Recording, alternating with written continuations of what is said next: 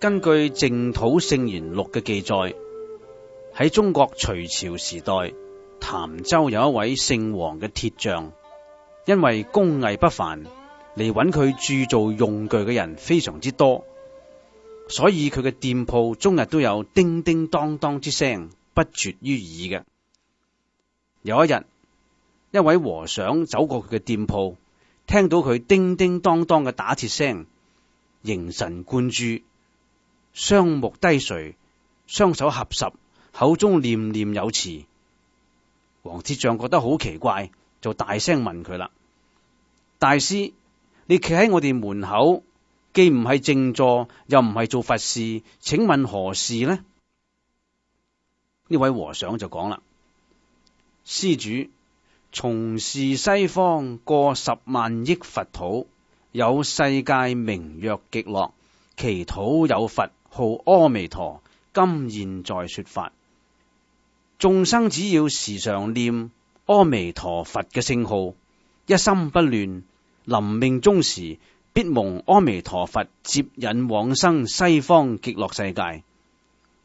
施主只要能夠將叮叮當當4聲改為阿彌陀佛，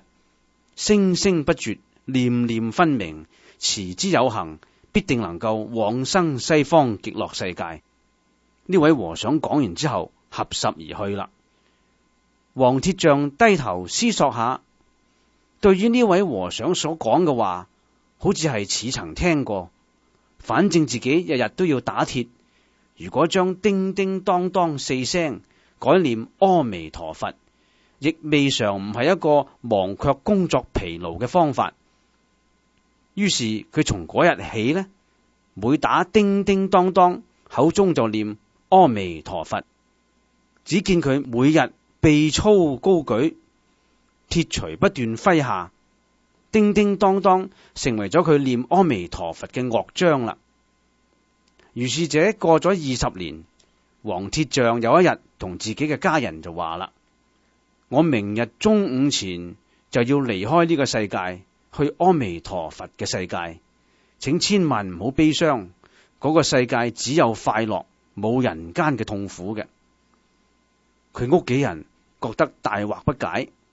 王鐵匠身無疾病，精神奕奕，點會離開呢個世界呢？喺第二日，